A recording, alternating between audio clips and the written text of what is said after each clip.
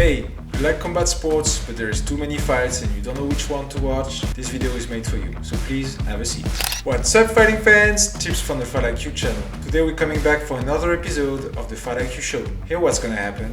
I will start by ranking the top 5 fights that happened last weekend and tell you why you should hit the rewind button. To make this ranking, I base my opinion of these criteria: excitement, duration of the fight, position level, and the way to finish the fight. After that, I'll be picking the top 5 coming matchups. So let's get ready to rumble! So this week we had the LFA 170, the One Friday Fights 38, Cage Warriors 162, and the Fury vs Ngannou boxing card. Number 5, Michelangelo Lupoli vs Nicolas Leblond. The fight in the Cage Warriors 162, it was a really good fight. Leblond put a lot of pressure from the very beginning of the fight, so then Lupoli had to fight on the back foot and with his back against the cage a lot. He was doing good though, his striking was sharp, he had great head movement, and he also landed a beautiful high kick to Leblond. I would say it took one round to Leblond to find his rhythm. In the first round he was more trying to pressure and frame his opponent, using a bit of wrestling as well, but in the second round he was more active, more success with the striking, also wrestling. Then in the second round the trap was closing in around Lupoli. Around 1 minute left in the second round, Leblond caught Lupoli with the right hand. He fell down, he tried to get up, and he got caught by a beautiful uppercut. It's really an amazing knockout, amazing timing from Leblond. It's another highlight for him after the bulldog choke from the last event he was in. Really good performance, really disciplined. If you listen to his corner and you understand French, you could see that he was doing exactly as he was told. The Cage Warriors flyweight division must notice him now. I think he's on his way to a title shot and that he will be a tough opposition for anybody. Number 4, Joseph Parker vs Simon Kean. It was a boxing fight on the Fury vs Ngannou boxing card. First of all, I really like Joe Parker's boxing. I think he's really underrated. He showed up really prepared, he was respecting the power of Kean. He didn't get carried away when he was having success in the striking. I really expected it to be a tough challenge for Parker, as Kean is really powerful and you could see some glimpse of that power during the fight. Joe Parker had a great guard and the speed advantage. The fight was shorter than I thought. Parker worked the smart way. He was going to the head, then to the body, and vice versa. Got caught by a beautiful and heavy uppercut from Parker in the third round that knocked him down, but yeah, he was not able to recover in 10 seconds, so it was finally victory for Parker.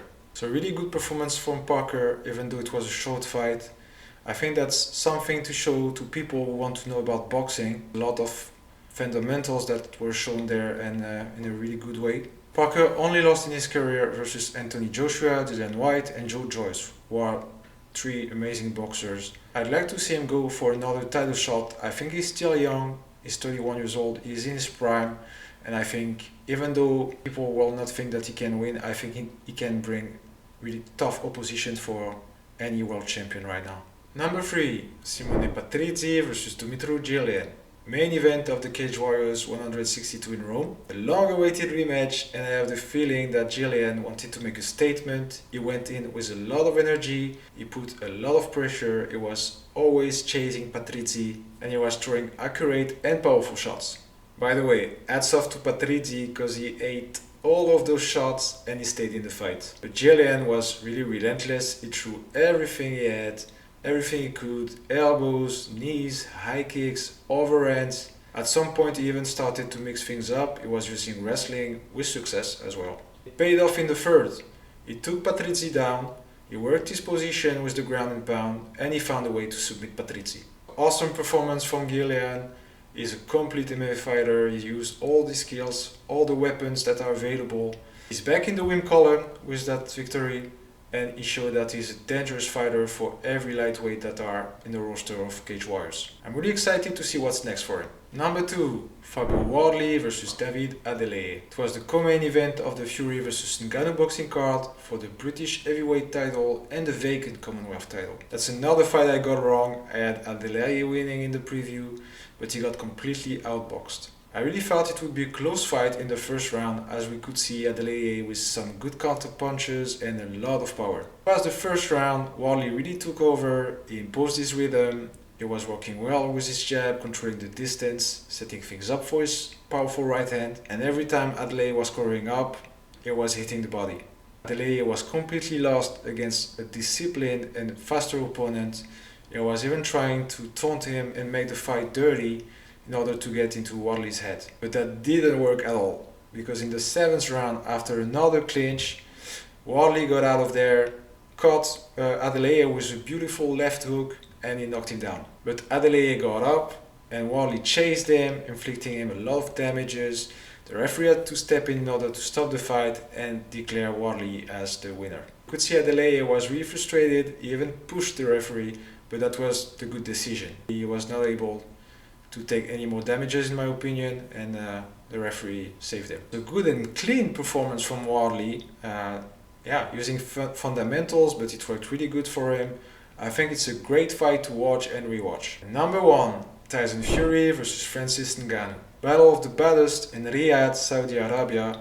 It was the main event of a boxing card entirely dedicated to heavyweights. And it was the best fight of the night and one of the biggest upset I ever saw in any sports. Be clear, Fury was declared winner by the judges, but when I was watching the fight live, I had the feeling that Ngannou was ahead, and when I rewatched the fight the next day, counting round by round, then I got Fury as a winner, 95-94. Do not think it was a robbery, but it was a close fight. Now that's being said, we are talking about a world champion, one of the best heavyweight boxer ever, versus the former UFC champion, and it was in boxing rules and it was that close. So I think it says a lot about Francis Ngannou's performance. He went toe to toe with a world champion, all the best highlights were his. He sent the most memorable strikes and he put Fury on his ass. I think Fury didn't respect the skills as many others like journalists, specialists, other boxers, whatever, but he also didn't respect the power from Ngannou. And he struggled the whole fight to find his rhythm and his range. I think he won the fight due to the fact that Ngannou was unable to keep his level of intensity through the whole fight. Fury was more constant, he was scoring the rounds where Ngannou was less active and recovering. I do think it was a great fight with a great lesson, the fact that if you dedicate yourself enough, you can do great things. I think we're going to talk about that fight for a long time, and Ngannou proved people wrong once again, as he said. I would not be surprised to see him score another big boxing fight with big salary. To mention this week, the Fury versus Ngannou boxing card was not that good overall. I think the oppositions were pretty one-sided. Organization was a bit weird as well. We had to wait way too long to get the main event. They did a show like it was a Super Bowl or something. Yeah, it messed with the momentum because the two fights before the main event were quite good and we had to wait like 1 hour to get the main event. We had also the One Friday Fights 38 on Friday. Great Muay Thai action as always. Special mention to the main event where Ilyas Musayev won. And guess what? We're gonna have a discussion in the Fight IQ Unplugged with him. The LFA 170 was pretty interesting. I think there is a lot of nice prospects to look out for. We had Jordan Burkholder, Daniel Frunza. I will also have a chat in Fight IQ Unplugged. We had Isaac Thompson and Mektibek Orobai. Write these names down, I think they're gonna be big in the future. And now the top 5 fights to watch next weekend. Number 5, Gabriel Costa versus Jefferson Nascimento. It will be the co-main event of the LFA 171. That will be November 3rd in São Paulo. Let's also make clear it's for the interim lightweight championship from the LFA. I think it's a great matchup between two explosives and undefeated Brazilian lightweights. They have both a similar profile and experience. They are both complete fighters that can win the fight via submission or in the striking.